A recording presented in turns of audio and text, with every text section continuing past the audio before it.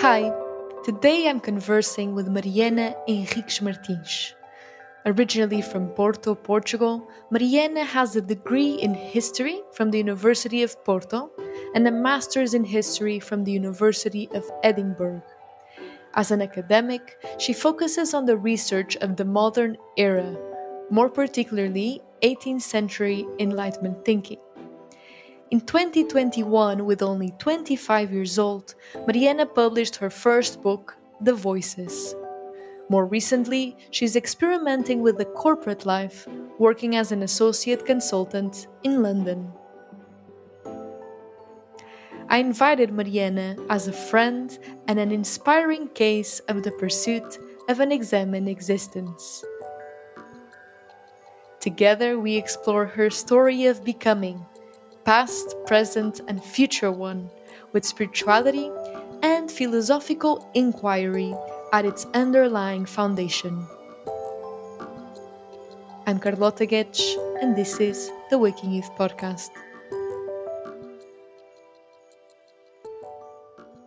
I like to start by grounding things in a little bit of personal history.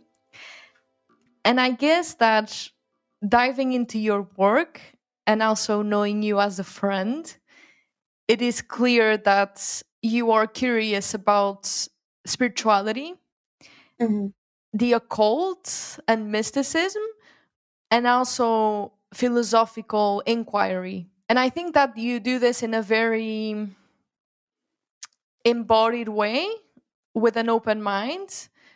So what I'm curious to explore with you is what comes to mind or what images come to mind when you think about the spiritual background of your childhood in whatever way you perceive that. So it can be formal experiences or informal experiences. Mm-hmm. So I think, obviously, I don't remember my childhood that well. Obviously?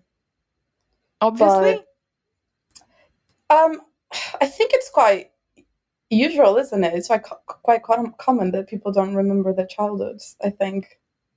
Maybe not.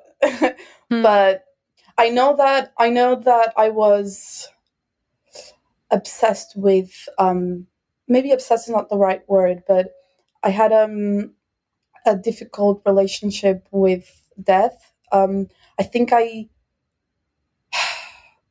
realized that death was a thing quite when I was quite young. I was about like 6, maybe 7, and my mom can recall this quite well. So I would freak out as a kid. I was like, "Mom, what happens when we die?" I don't remember exactly when was I confronted with that concept, the concept of like the end, Mm-hmm.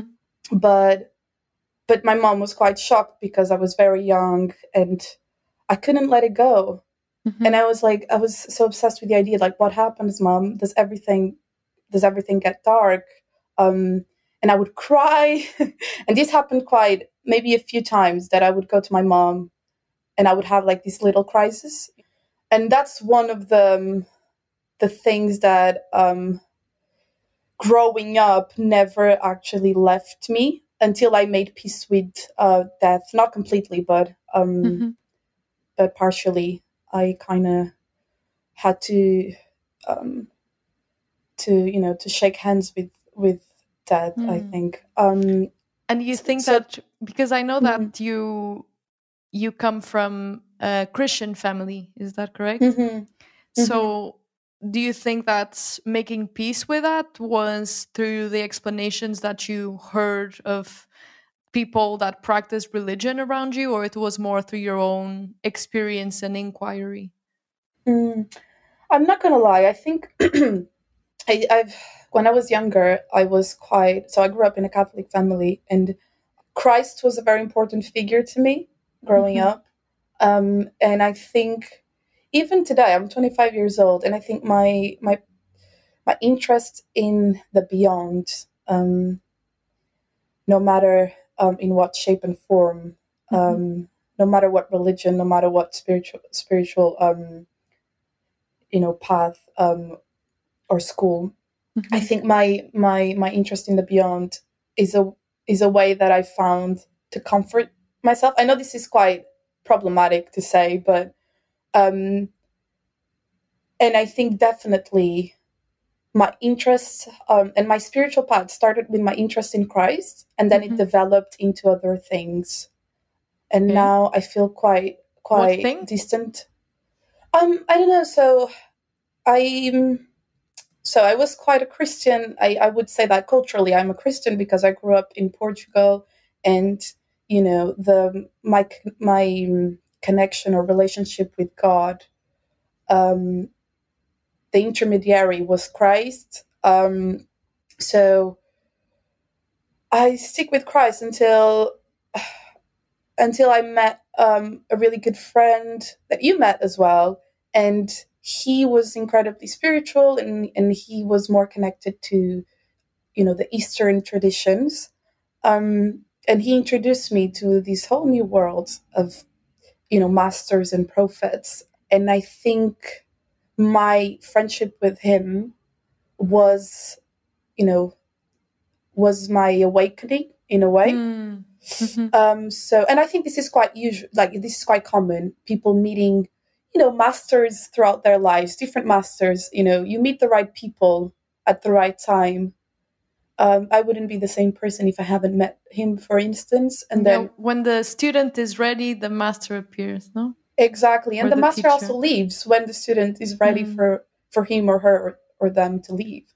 So, and then I started being connected, with Buddha, with Krishna, through him, and with different, sects of these religions as well. And yeah. Yeah, I'm curious because I'm very intimate with that bubble that you are speaking about, because we grew up in the same hometown, and I also was raised in that Catholic background.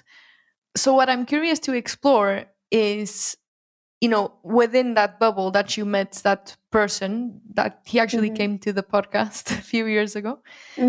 Tell me more about that's because that's kind of the moment of waking up from the previous state of sleepwalking, right? Because it's more a direct exploration of that. So how did that shift your worldview in practical ways? Yeah, that's a great question. I think I started to give meaning to every little thing in my life. So the moment you take this idea that there's more than just a physical world, and there's a point to all of this, I think the greatest power that comes from it is everything has a meaning. And I don't really care if it's true or not. And I think that's what some of my skeptical friends don't understand. It's like, well, but you're not sure about this. You're not sure if there's anything after death. And I'm like, well, I don't need to be sure. I think I soon realized that it's an idea, because I don't want to call it belief, because I think belief is quite a tricky word, but it's an idea. It's a faith, let's say, that helps me in practical life, because even when bad things happen to you, right? If you have this faith that, the universe, God, whatever you want to call it, the higher energy, whatever, has your back, and everything has a meaning. It's a way of you becoming who you really are, even if it's a bad thing. It's quite comforting, and also it gives me a lot of strength. So I think in a way it's quite my spirituality. I soon realized it was useful to me to be spiritual as well. And I don't want to say that it's not something I feel it. It's not something that comes from love, because it does. It does come from these, agape, like the Greeks used to say, agape love. It comes from this love for humanity, for everyone, for every little thing. But I also realized it was actually quite useful to me, because it made me, and to answer your question, in my practical life, it just made me more resilient. It made me happier, and it made me even more of an uplifter for others, you know. And when I realized that, you know, only good things could come from it, I just never left it. You know, I never came back to, because I used to be an agnostic or an atheist, let's say. I think it's like I used to not really believe in anything beyond, like I used to be a proper atheist, actually. Like, no, there's only the material world and all that. But this is, when I realized that this is actually quite useful to me and to others around me, that I'm actually uplifting people and myself, like I just never let it go. Like I kept on being spiritual, and I'm 100% sure I will be until the end of my life. So what does that mean to be spiritual to you? Mm-hmm. I think in a way is just having this ingrained idea that life is not only about me and my little ego. Obviously, the traditional idea that there's something after your physical body dies. I think that's a core concept of being spiritual or religious. You know, it's that after your death, your soul survives in some shape or form. Maybe you reincarnate. Some other schools will say that, you know, you'll go to heaven. All these different narratives, but of course, I also think that there's something beyond the material world. There's something metaphysical.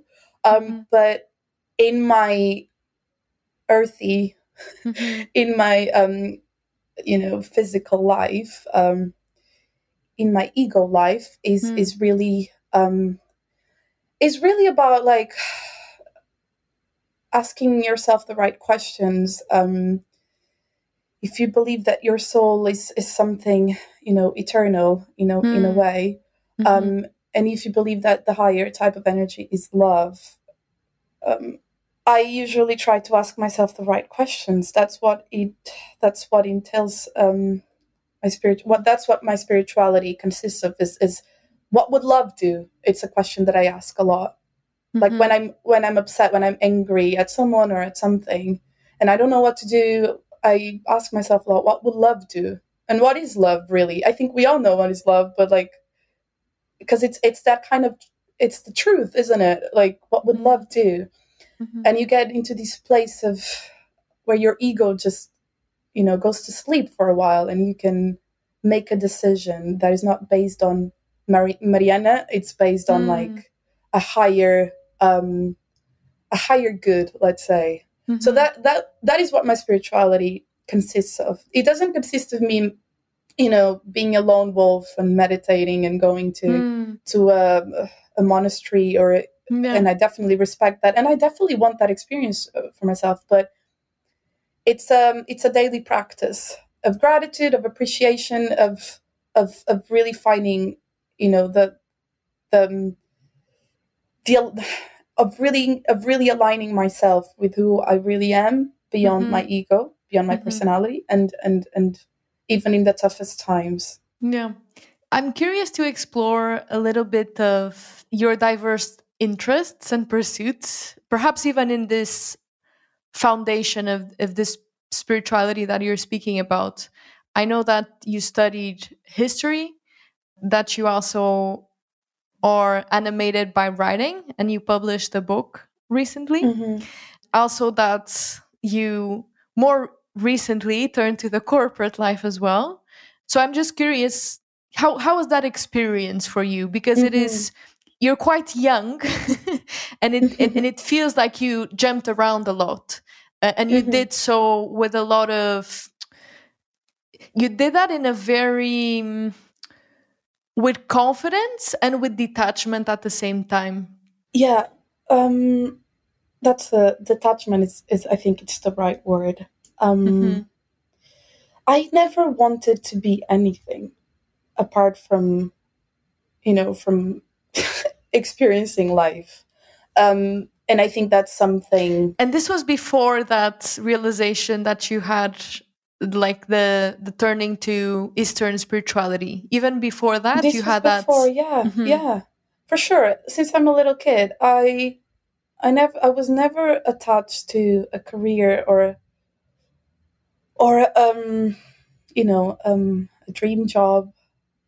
I just was never. And it's interesting because my therapist the other day said exactly the same, and we met just a month ago, and he already said, "Oh, I can see you're quite detached from your career and money and all that we have to do to survive." And this was before that. I think I was always very playful since I'm a little kid, and maybe that in the beginning of this conversation you said that, you know, I seem to fit in, and I seem to be okay even in an environment that you might have perceived as shallow or superficial. I think it's just because I'm very playful. I love to have fun, which it doesn't mean I'm not deep.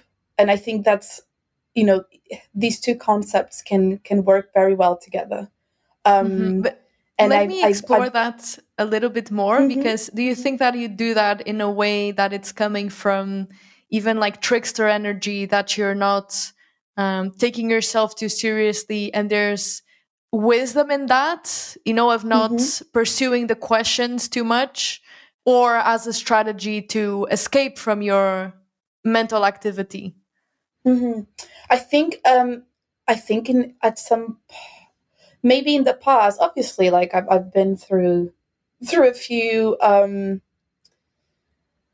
less pleasant periods where I would self-indulge and, you know, use this kind of playful nature of mine in ways that were a bit irresponsible, not really very careful with my body, you know. Of course, I had periods. I was not like I was not enlightened, and I'm not enlightened in any way. I think now I'm more conscious of how for example, when I have a drink because I want to, and because it, you know, I like to have a drink, and not because I just want to be the playful and the fun person, you know, the people pleaser. But definitely there were periods in my life where I would do that, and it wasn't at all, it didn't come from the right place, let's say. But I've always been very, very playful. I've always loved people. That's something that has been a constant in my life. People, like and this is not that common. This is not that common, to love people, to just, I'm so interested in people, all types of people, all different backgrounds, different life stories, like, and I think, you know, coming back to my different, you know, to my me jumping around a lot, and my different not achievements, but you know what I mean, Pursuits. Pursuits. Yes, I think and to be completely transparent, I've always been quite lost in that way, because I was never fully not concerned, but I knew that my happiness wouldn't come from my title, my job title, and I'm 100% sure that, even though it's really important to do what you like, and something you like, and something, you know, at least it's not entirely, it doesn't make you miserable. I still think that is a little, that it's a bit of noise sometimes. I think the world is full of noise, obviously, and I think my different pursuits came from different interests at different times. But and for example, me writing a book is something that came from you know, it came from the heart. I just needed to write. You know, it was an impulse. It wasn't something planned. At that time was the right thing for me to do. I was writing, and writing every day. You wrote that book while you were studying your master's?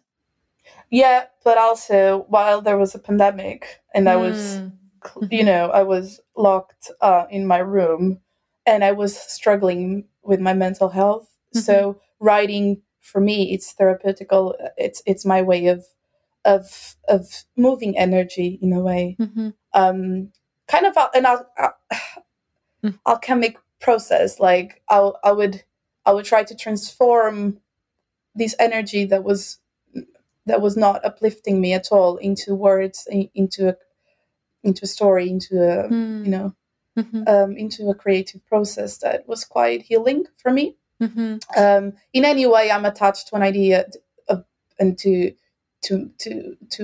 an idea of me as a writer. In any way, if I don't write a word in my life anymore, I will be okay. Really? Yes. Was that always the case, or that changed for you? No. Okay, tell me more about that. Because if people would ask me what you want to do, I would always say I want to write. Since I'm like young, I'm like, I want to write. And my dad would be like, oh, but what? How are you gonna pay your bills? Yeah. And I'm like, oh yeah, but I just want to write. And that's why I moved to the corporate world. I was like, I feel like sometimes people, not people, including myself, we ascribe spirituality and the spiritual path, or a real spiritual path, to the lone wolf meditating every day, which definitely it's something that at some point you need to do. I believe I've meditated a lot in my life, but surely not enough, and I'm sure you know what I mean. But I think there are some, every person's story is different. But I think, to me, my biggest obstacle would really be being in a city like London, living in a city like London, having a corporate job that is completely different to what I was used to do, because I was mainly in academia, writing research papers and or like writing, fiction. And I think for me, it was like, I want to expand. No matter what that means. I can't really tell you exactly what it means, but I want to expand. So I know that the biggest challenge for me would be that. Would be to actually find happiness in a place and in circumstances that always have scared me. So I followed that. I didn't do it because of the money, because, to be honest, London is so expensive. It's not like I'm living super I'm super comfortable, or like I'm having living my best lives. I'm not at all. It was about the challenge. It was about like, oh, this is going to make me grow in a personality sense. So this is an ego thing. This is it's going to make me grow as Mariana, but also is going to make me grow spiritually, in the sense of like, I'm choosing conditions and circumstances that I know will be tough for me to like overcome and to find happiness in them.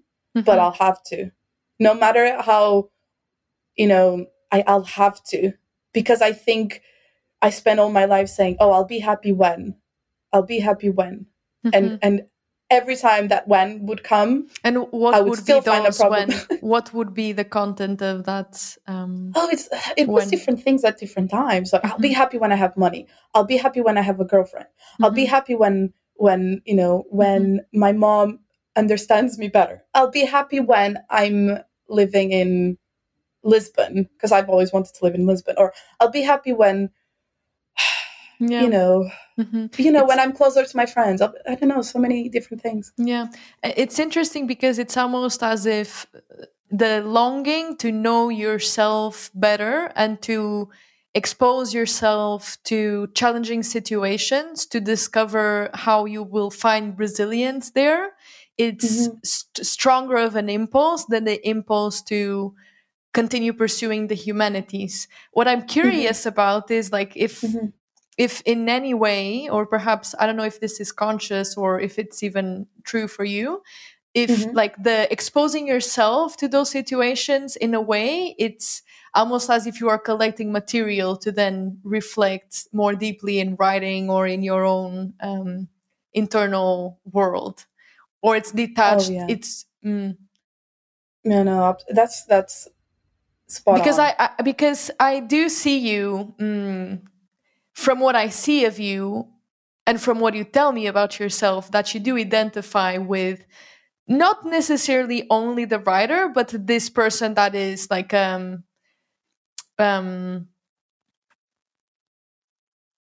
philosopher also, right? A researcher, I would say. Just because calling myself a philosopher. Yes, and the research, the philosophy, and the writing, and the inquiry being connected, all of them, right?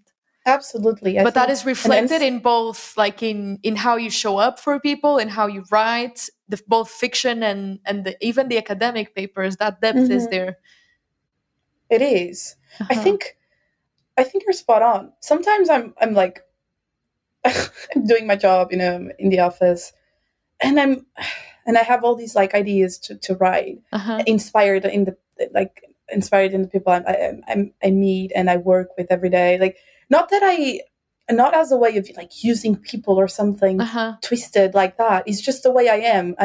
I feel like I'm collecting information. And do you write it down? I feel like do you write those things down? Sometimes I have an impulse to write. Like sometimes in the office, I take a few minutes and I write like 2, 3, 4 pages of a story. Sometimes it comes to me, but I like to do it when it comes to me. I know that we have a great writer in Portugal, o António Lobantunes, that I'm sure you've heard of, and he's of the opinion that being a writer is a job. You have to write every day, 8 hours per day. It's a job. But for me, it might be one day, and I mean, I would be happy to do it if I could, pay my bills with it. But for me, it's more of like it comes to me, and then I just go with the flow. Because if I force it, it's not going to be good in any way. But coming back to your idea, yes, I definitely think that academia. I was there for like 4 years. I was studying and researching and writing, and then I was like, when it came to the time to whether do a PhD or do some go find a job, I couldn't do the PhD because it was more of what I was doing, and I needed something different. Because I feel like at some point because I didn't feel like I was living enough. And this maybe is an ego thing, maybe is like an impatience of mine, but I was feeling quite bored of being in my own office, doing the same thing every day. Even if I was finding really interesting, researching really interesting things, I wanted to be in the real world because that's where, like, I study history, and I was just a little bit done with researching the lives of people from the past, when I actually was very interested in, and I was the corporate world intrigued me so much. And I was like, I really would like to know how this is, like how this works. And I didn't deviate that much from humanities because what I do is basically people, but it's about people. So it's about humans. But it's just a different environment, and the motivations are different, the intentions are different, the end goals are very different from academia, and it's money driven, and I'm not saying it's a bad thing, or I don't want to criticize what I am doing, because I enjoy it, I have fun, but it's definitely not something that fulfills me spiritually. And I realized that after a few months. I'm still doing it, and I will still do it for a while. But yes, definitely it's not how do you say soup for the soul, or chicken soup for the soul. It's not, but And it's not because of the incentive. Like if you work with some in an area like social impact more directly, do you think that would shift, or it's more you don't have the aspect of the analyzing and the researching as much? I think it's very tricky to think about. I think because I don't want to be misinterpreted, but I think it's very tricky to think that, a lot of firms claim that they do something like social impact, or they have like humanitarian aspect of it. Most firms do, and we never know what's going on there. I think there's always light and darkness in everything, even in a company, so I'm not sure. There's no perfect company. I'm 100% sure about that. It's like, and I'm not talking about the company I work for in any way. I'm talking about like the corporate world in general. So obviously, I feel like I do have an impact and a positive impact on people's lives with what I do. It might not be a humanitarian, impact, but because it's very corporate, and it's it's about our it's corporate. I don't know how to say it in a different way.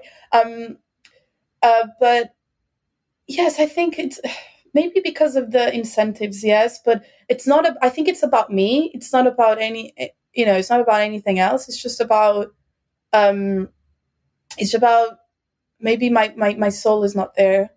My heart is not there.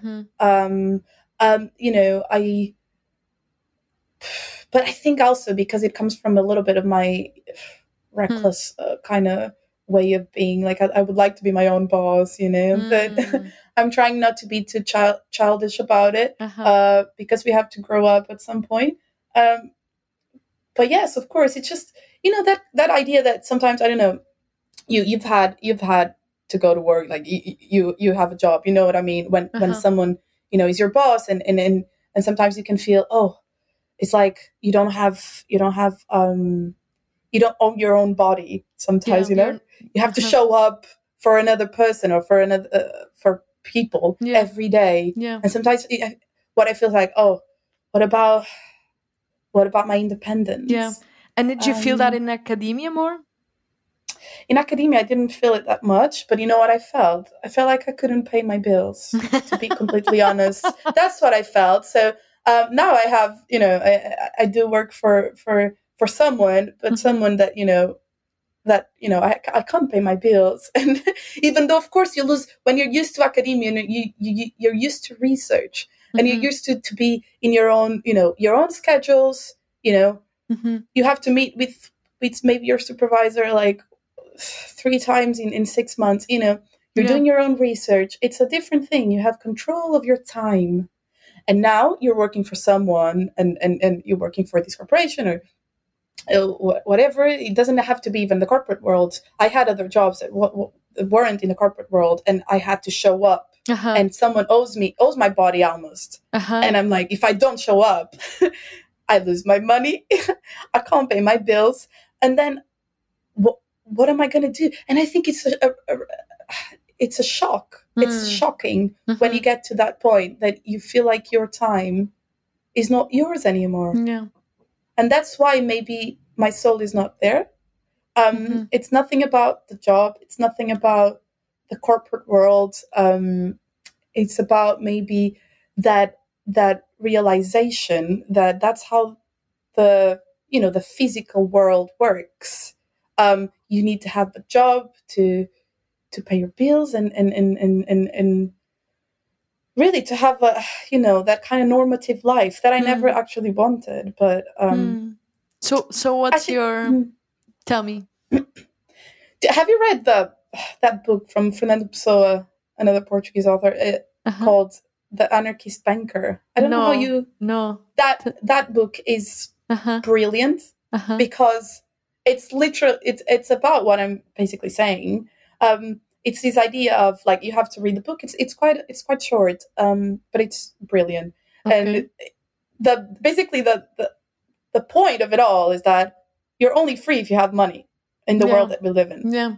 And we can say a lot of things, and maybe if you're quite, if you're an enlightened being, but even being in a monastery, meditating every day, like you need to have food, you need to have shelter, there's all these things that we work to have,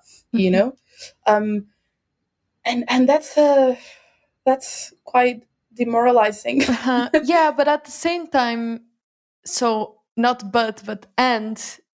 I've been contemplating recently this idea that there's a kind of self-actualization that is related to ascending. And this is what monks and mystics across time and religious peoples across time have been, or some of those people have been pursuing. But it's that pursuit is disembodied. They are detaching from their body and their physical needs to transcend, to connect with something bigger. And then the first time that I properly downloaded and registered in my system an alternative to this way of thinking in the pursuit of self-actualization was with Sri Aurobindo when I did my yoga training. And he talks that even before, so the goal of all kinds of yoga is to transcend, to unite the divine self, the Atman, with the consciousness of everything that is. And that's how you achieve liberation. And he says, yes, that is true. And before that, our task as human beings is to create heaven on earth. And how you do that is by living an embodied life. And that's why actually you have the dimension of the asana. So you practice the postures, not only so that you have the ability to sit for hours and hours and meditate and transcend and connect with that something higher, but also that you're physically fit so that you live for more years. And that gives you more time to do more in the material world, to help build a better society physically, not just spiritually and in the next reincarnation, or to free yourself from the reincarnation cycle. It's very pragmatic in that sense, so I feel like there's a very important aspect of embodiment. And in a way, I sit with that question a lot also, like how do I navigate the fact that I have these spiritual longings, I have these creative longings, and at the same time, I need to figure out a way to play this game. Like, even if I understand that this is a game, how do I play it? Like, how do I survive and thrive?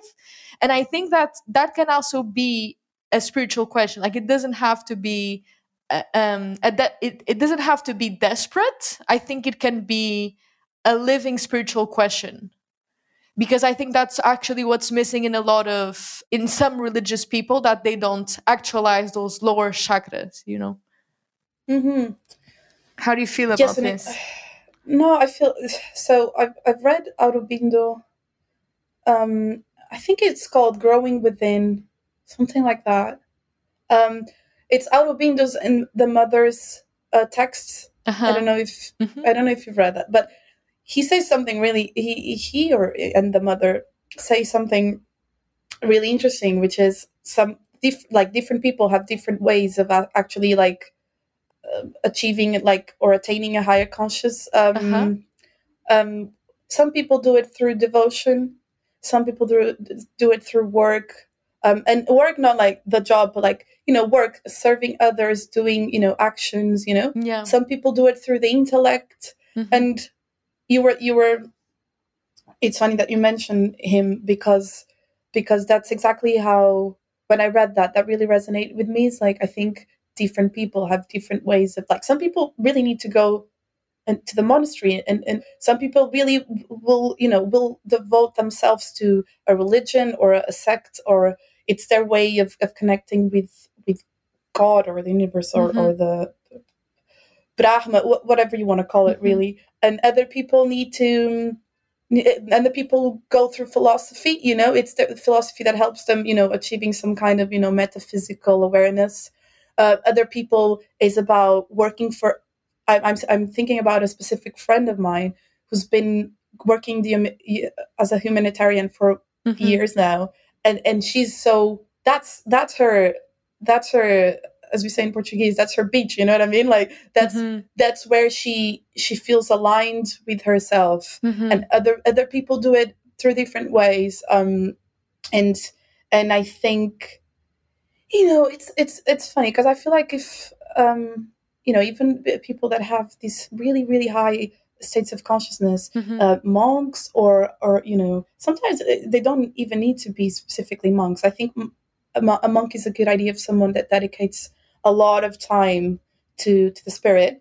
So it's easier to talk about a monk, because it's something, more, you can immediately know what I'm talking about. But I'm sure if you talk to a monk and ask him about, his past life, I'm sure some of them were born with this kind of enlightenment in them, but I'm sure others weren't, and they might have had really, troubled past, and that would be an interesting thing to explore, actually, because, like you said, I think to some people, to get to a higher state of consciousness, or to gain self-awareness, and I think, me personally, to have a little bit more self-awareness, I had to go through things that were very, very mundane, and I had to make peace with a lot of things that were very egocentric, in the sense of like about the ego.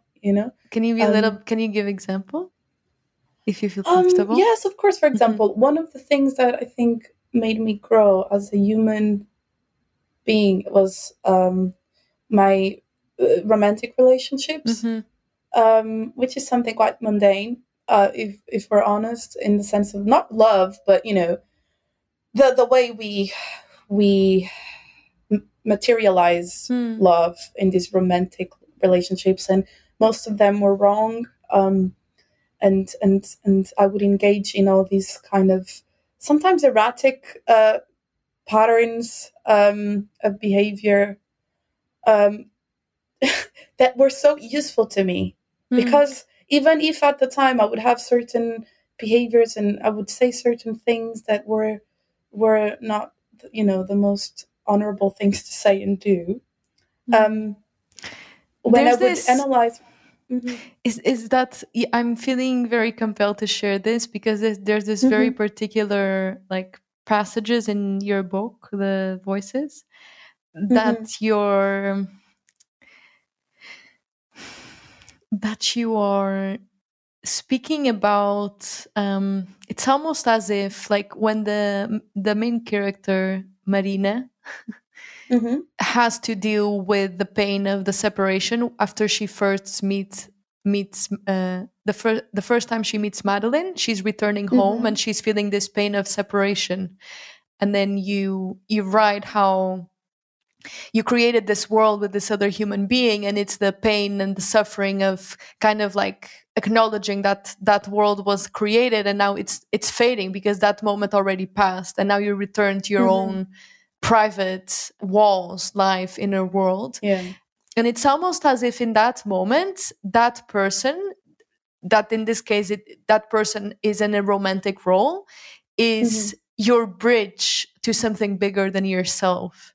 So I do think what you're saying about relationships, and I know this is the theme in your life, but I think it's a theme in our lives, because it's our longing to know something beyond ourselves that the other person is a bridge to, Exactly.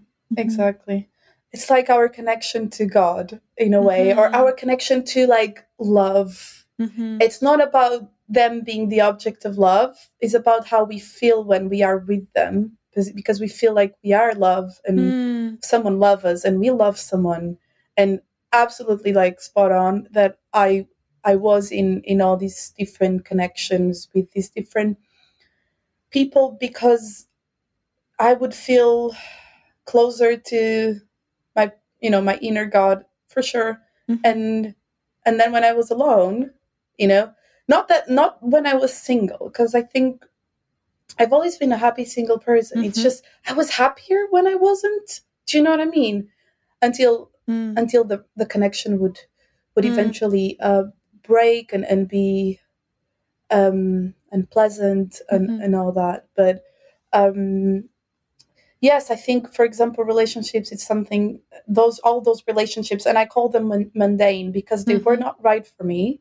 And I was not self-aware enough to realize that, this partner is not definitely a match. And that partner was definitely toxic. And that partner was like, and I was toxic too. Let's say it.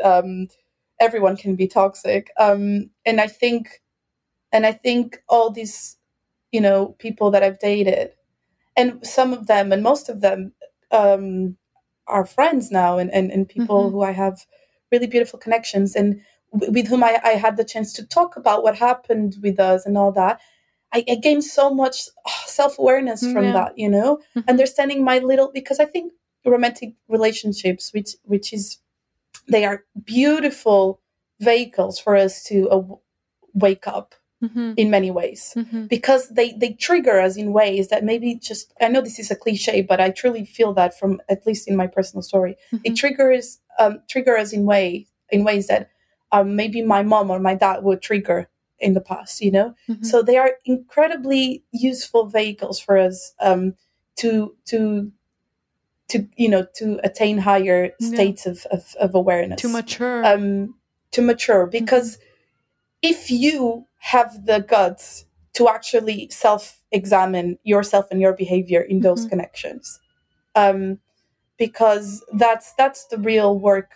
And I think through these different people that I had the chance to, to share these connections, I grew so much. I understood so much about myself, and I was not the most enlightened in any way in any of these connections. So I feel like sometimes I would have to, it's that kind of, you need to be in touch with the darkness to shed some light on it and evolve and finally be able to, eventually be better, not come back to those unconscious behaviors and patterns of behavior that you always had. But for me, it's been the most useful tool. It's romantic relations it's been the most useful tool for me to, and that's why my book is the main story is actually a love story,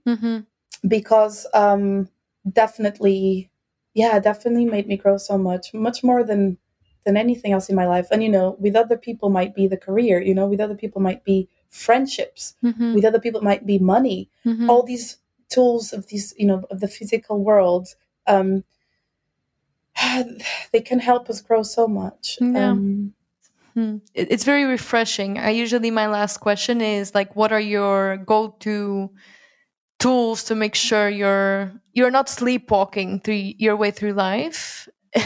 And in a way, it's like the relationship and the awareness in the relationships. It's very refreshing to hear that. So since you already answered that question, I have one more as we wrap up. Yeah, I guess in your case, I won't ask you what's next. Because what's next is it seems that it's always the exploration and the self-knowledge and the self-inquiry and that process. I guess I have two final questions. And one of them is like about questions, actually. What are the questions that accompany you in those explorations? If you have any questions that accompany you, and we'll start there, and then I'll tell you the other one. Okay. I think I've told you already one. In moments of struggle and uncertainty, I usually ask myself a lot, what would love do? What would love do? What would love do? Yeah, that's one of the questions. And sometimes when I feel slightly, under that I'm not being appreciated enough, or I'm not being treated in the way I feel like I would expect, or I would deserve. And I don't want to sound entitled, but sometimes we are treated in ways that don't really resonate with us, and we feel a little bit like this is wrong. Sometimes I ask myself, if I truly accepted and loved myself like unapologetically, what would I do? What would be my next move? And how would I deal with this that is happening? In what sense? Detaching from the pain in that moment, and like what would my higher self do? Or honoring myself, really. I love people, but I've been treated sometimes, very rarely. I'm a lucky person, but sometimes I was treated in ways that I wouldn't do that, to anyone. And in those moments when because I have a hard time, like, for example, setting boundaries. That's one of my challenges in life. So I would have to ask myself that question. Well, if you really loved yourself and respected yourself and accepted yourself the way you are, and really listen to yourself and listen to what your body is telling you, what your emotions are telling you, and honor, if you truly honor that, what would you do? This is one question that I ask myself to be able to set boundaries. Yeah. I think bigger question, not bigger, but in the sense of like, sometimes I not, it's not really questions, are reminders that I have to remind myself that I am, that I'm in charge of my own story, that I'm in charge of my own reality, that I'm the creator of my own reality, and that this is not really a question. This is just a reminder. Yeah. Because when you wake up every day at 7:30, like when you leave the house every day at 7:30 and come back every day at 7, and you do a commute that is super long, and you go through London, and you have these, you are 9 hours in the office. Sometimes you forget about who you are, because then you're just it's literally it's quite a fascinating experience, because you lose yourself quite a lot. You forget that you are, in a way, that you are God, in a way that you are the creator of your own reality. And if you're not entirely happy with this or that, like the faith that, this faith that, things can change, and you can actually find a better place to be. It could be just mentally, it doesn't need to be physically,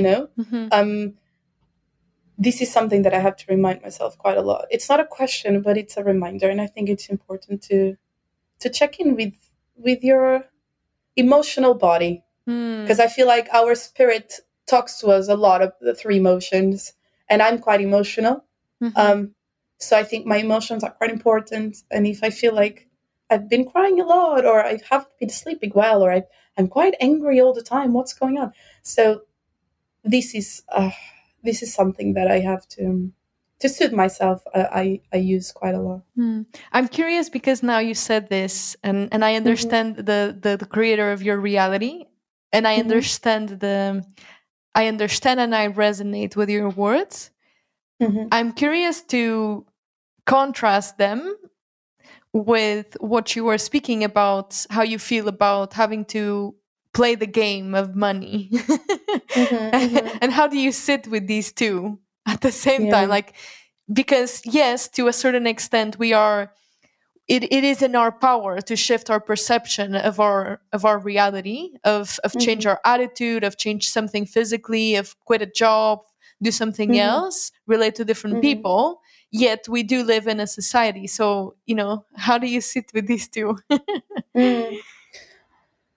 It's quite a conundrum. I don't know.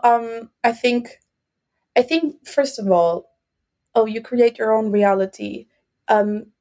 What kind of reality do you want to create, first of all? Because some people might tell you, I want to create the car and the partner and the house, and the job. But if you ask me, and that's totally valid, don't get me wrong. But if you ask me what you want to create, I think what kind of reality, I think when I say this, my reality is much more, it's less physical, it's less material, and it's more of like a mind state, a state of mind, and an emotional state. So I want to feel good, right? And how do I make this kind of aspiration compatible with playing the game? Is trying to see what parts of the game I like, and focused on those things, and try to really see the good things, because there are beautiful things in the game. While you play the game, you meet a lot of people that are playing the game with you, because all of us need to play the game to survive. So, and you meet beautiful people, and you also meet people that maybe are not so good to you, but then it makes you, it's challenging. It makes you act in ways that are empowering to you, makes you get to know yourself better. And then you play this game, and you get money, and you get a life, and then maybe it helps you realize that money is just really that, it's just really money. That maybe that's not the source of your happiness, and then it makes you, I think the game can be so useful in many ways for you to get to know yourself better. So that's how I try to make things compatible. But absolutely, to see reality not as like material things, even though I have it. Of course, I want the money, and I want the partner, and I want the house. Like, who doesn't? You want comfort. You want to feel comfortable. Who doesn't, you know? But if I think about those things right now, I'm going to be slightly depressed because they seem too far away, too further away. So I try to see reality as like a state of mind, an emotional state. I create my own reality. So even though everything is falling apart, I'm able to find this peace within me. And that's more what I like when I wake up really grumpy because it's so early and I don't want to go to work, or I don't feel like doing this, and or for example, I'm ill or I have an allergic reaction as it happened last week. I'm like, okay, I'm the creator of my own reality. So no matter the circumstances, I can be happy, and I can not happy, but like peaceful, which I think is the real happiness, to be honest. I can't find joy on the tube. Because you go on the tube in London, it's a great exercise because you look everywhere. Like you are in this carrier and you look people around you and they don't really look happy. They don't. But then you have this couple kissing and then you have this dog and then you have this baby smiling. And that's a beautiful exercise because I'm like, I'm going to focus on these three things in the midst of like misery. What seems like misery to me at 7:30 in the morning. And I'm just going to focus on these three things because this is what I want to perpetuate in my own reality, you know? So I don't know if I answered your question. Yes, but you did beautifully. And last question, if you could communicate across time, what words would you say to your older, more mature self? What I would say so my younger self would say to my older self, I think that's tough. That's really, really tough. Why is it tough? Because it's easier to say what I would tell my younger self, like when I was 12, you know. But I guess what I would say to my mature self, and I'm with the belief that I will be closer to who I really am. I think I would thank her, just because everything I'm going through right now and the things I've already did and all these things that I'm proud of, in the sense of like, oh, I can't believe that I did this. I can't believe that I survived that. I can't believe that, you know, I'm doing what I'm doing, and I can't believe I grew so much. I'm only this because this better version of myself that I believe this mature self and older self will be is here with me, even if I'm not entirely embodying it right now. She or it or they, whatever, is within me. So I think I would just really, really thank future Mariana for like for, you know, for always like believing that best version could happen. Because sometimes I don't feel like I feel like it's literally this faith of my future self that sometimes helps me to move forward. You know? Yeah, just like it happened when you were younger, right? Exactly. It's the belief that, you know, I'm going in the right direction.